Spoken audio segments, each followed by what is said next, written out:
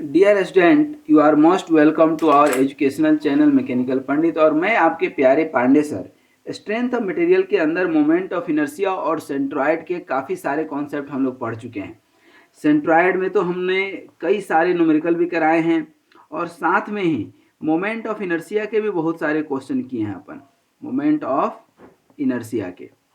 अब ये सारे क्वेश्चन जो है करने के बाद आज एक छोटा सा कॉन्सेप्ट पढ़ने जा रहे हैं, that is the radius of gyration, या कोई लोग इसको रेडियस ऑफ गायरेशन भी बोलते हैं, और सेक्शन मॉडुलस। तो सबसे पहले रेडियस ऑफ गायरेशन पढ़ें अपन।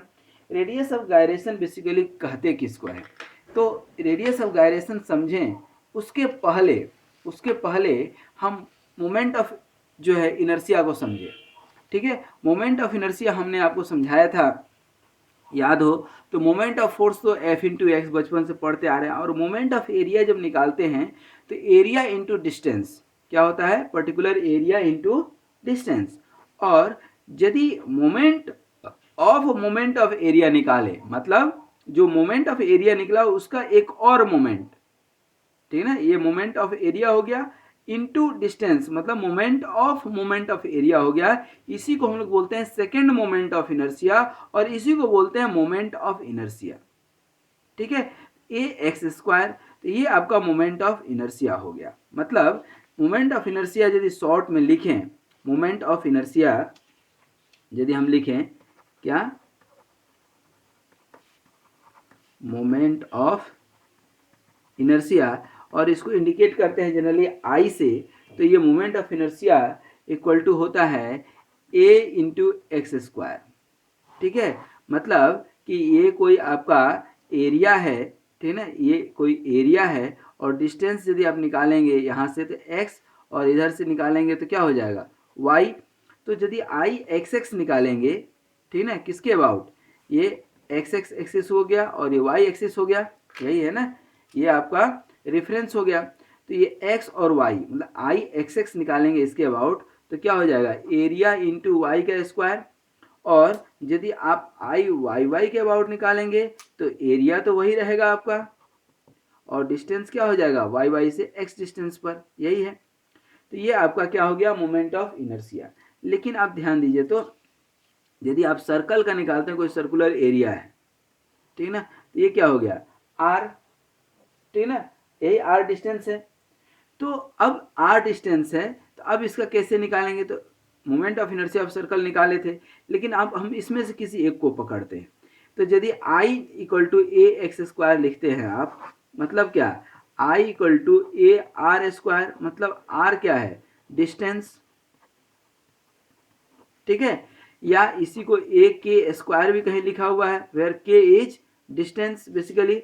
और के इक्वल टू आप क्या निकालेंगे I upon A, moment of inertia upon area, ठीक है ना। तो जो है बेसिकली इसी के को हम लोग बोलते हैं रेडियस ऑफ गायरेशन। क्या बोलते हैं, रेडियस ऑफ गायरेशन, ठीक है। और radius of gyration basically it is frequently encountered in structural analysis and जो है डिजाइन, ठीक ना, यहाँ एक स्टार मार्क करके लिख देते हैं, ठीक ना। Radius of gyration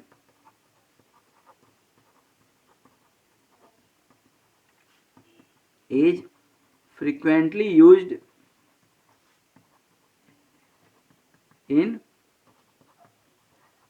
structural design and analysis। Structural design या एनालिसिस में इसकी फ्रीक्वेंटली जरूरत पड़ती है हमें, ठीक है। अब थोड़ा सा इसको और आगे बढ़ें, ठीक ना। जनरली हम लोग जैसे सपोज कीजिए कि कोई रेक्टेंगल है, ये क्या है, कोई एक रेक्टेंगल है। अब रेक्टेंगल की विड्थ कितनी है b, और डेप्थ कितनी है d, ठीक ना। अब यहाँ पर आप जो है आई जी जी निकालेंगे, मतलब सेंट्रॉयड के अबाउट मोमेंट ऑफ इनर्शिया, तो क्या होता था बी डी क्यू बाई 12, यही होता था ना, बी डी क्यू बाई 12, ठीक है। और इसका अब रेडियस ऑफ जायरेशन आप निकाल सकते हैं। अच्छा, एरिया क्या होगा इसका, एरिया क्या होगा बी इंटू डी। तो रेडियस ऑफ जायरेशन इसका निकालेंगे तो क्या होगा, आई अपन ए। अभी आप निकाले हैं रेडियस ऑफ जायरेशन, फार्मूला इसको याद रखिएगा, यही आपका रेडियस ऑफ जायरेशन का फार्मूला है। तो आई अपन क्या हो गया, एरिया, आई कितना आप निकाले हैं, B D cube by 12 into area कितना है, बी इंटू डी, तो बी और डी कट जाएगा तो क्या बचा, K equal to D square बचेगा, स्क्वायर रूट के बाहर आएगा तो डी अपन स्क्वायर रूट 12। तो radius of gyration of the rectangle क्या हो गया, डी बाई स्क्वायर रूट 12। तो इस तरह से आप निकाल सकते हैं, ठीक है। दूसरा एक पार्ट अभी आप देखे थे, सेक्शन मॉडुलस। क्या, section modulus. Basically section modulus indicates the geometrical strength of the material, ठीक ना। इट इंडिकेट्स, लिख भी देते हैं, बहुत छोटा सा टॉपिक है लेकिन बहुत इंपॉर्टेंट है। It indicates geometrical strength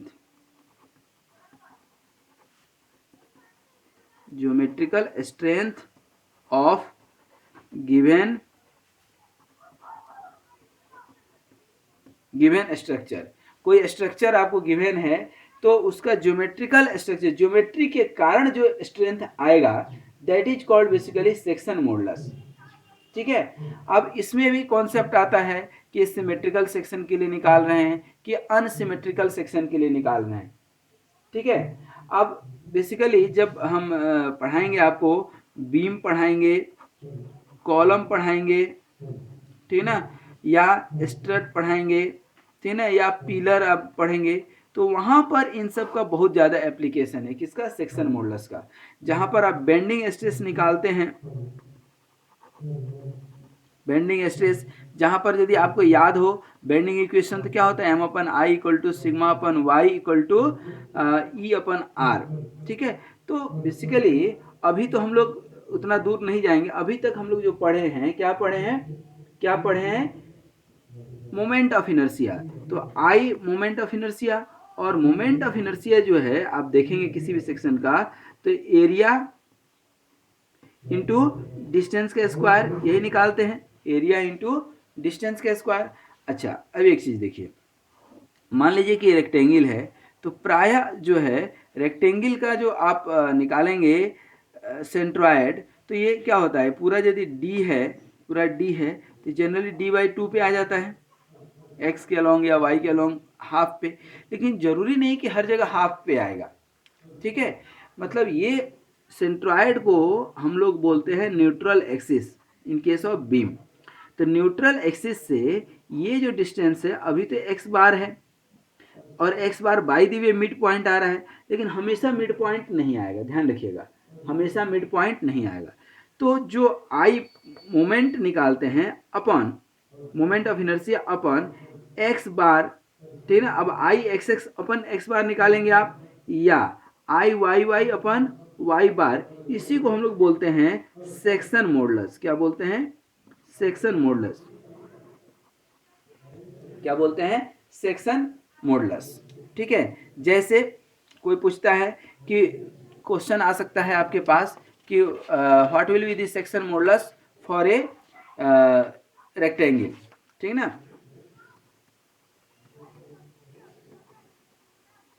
section modulus of a rectangle suppose कर लीजिए, ठीक है ना, section modulus of a rectangle. तो ये क्या है, आपका रेक्टेंगल है, और रेक्टेंगल का आपका जो है वाई बार, मान लीजिए क्या है, वाई बार डी बाई 2, क्योंकि ये पूरा का पूरा क्या है, डी है, पूरा का पूरा क्या है, डी है। यदि ये पूरा डी है तो वाई बार डी बाई 2 है और ये बी है, तो यहाँ पर आप पढ़ चुके हो कि इसका मोमेंट ऑफ इनर्शिया क्या होता है, बी डी क्यू बाई 12, ठीक है। तो यहाँ पर आप सेक्शन मॉडुलस निकालेंगे, यदि क्या, सेक्शन मॉडुलस, सेक्शन मॉडुलस, तो ये क्या होता है, आई अपन वाई बार, मतलब आई कितना है, बी डी क्यू बाई 12, और वाई बार कितना है, डी बाई 2, तो ये डी से डी कटेगा, 2 से 2 कटेगा, मतलब बी डी स्क्वायर बाई 6, और सेक्शन मॉडुलस को इंडिकेट करते हैं जेड से। किससे इंडिकेट करते हैं, जेड से। तो ये आपका सेक्शन मॉडुलस है। सेक्शन मॉडुलस का यूनिट यदि आप देखेंगे तो ये mm और ये mm का स्क्वायर मतलब millimetre to the power cube. ठीक है, तो इस तरह से आप निकाल सकते हैं। इसी तरह से सेक्शन मॉडुलस के अगेंस्ट ही सेक्शन मॉडुलस के ही तरह से एक होता है पोलर मॉडुलस। पोलर मॉडुलस अब आपको हम बताए होंगे क्या, कोई भी सर्कुलर बॉडी है तो इसका हम निकालते हैं हमेशा पोलर मॉडुलस, जहां पर एंगल इन्वॉल्व होगा, ठीक है ना, वहां पर क्या निकलता है, पोलर मॉडुलस। और ये पोलर मॉडुलस जो है जनरली हम लोग आई एक्स एक्स प्लस आई वाई वाई निकाले थे परपेंडिकुलर एक्सिस थ्योरम यूज करके, याद हो तो। अब ये परपेंडिकुलर एक्सिस थ्योरम आप यूज करेंगे और यहाँ भी जो है कुछ रेडियस होगा, ठीक ना, तो यहाँ भी यदि आप निकालेंगे आई पी अपन रेडियस तो ये हो जाता है पोलर मॉडुलस, और इसको इंडिकेट करते हैं किससे, जेड पी से। यदि आप पोलर मॉडुलस देखेंगे किसका, polar moment of inertia circle का निकालेंगे तो क्या होता है, pi upon 32 D to the power 4 diameter, और ये जो है आर कितना होगा, डी बाई 2। तो इसका आप सेक्शन मॉडुलस निकालेंगे, पोलर मॉडुलस क्या हो जाएगा, pi upon 32 D to the power 4 upon D to the power 2 D by 2। तो यहाँ पोलर मॉडुलस क्या निकल करके आ जाएगा आपका, पाई अपन 16 डी क्यू। तो that is your polar modulus. ठीक है, तो ये एक छोटा सा कॉन्सेप्ट था, बहुत बेसिक कॉन्सेप्ट था, बट हमने इसको थोड़ा सा एक्सटेंड करके आपको समझाने की कोशिश किया है कि पोलर मॉडुलस क्या होता है, सेक्शन मॉडुलस क्या होता है, और रेडियस ऑफ जायरेशन क्या होता है, और ये क्यों निकालते हैं। ठीक है, ये आपको फ्रीक्वेंटली जरूरत पड़ेगा कहाँ पर, बेसिकली क्या होता है कि कई सारे मटेरियल का मोमेंट ऑफ इनर्शिया हमें मालूम रहता है लेकिन एग्जैक्ट सेंट्रोइड नहीं मालूम रहता है, तो उससे सेंट्रोइड आप निकाल सकते हैं। सेंट्रोइड मालूम हो तो उससे सेक्शन मॉडुलस निकाल सकते हैं।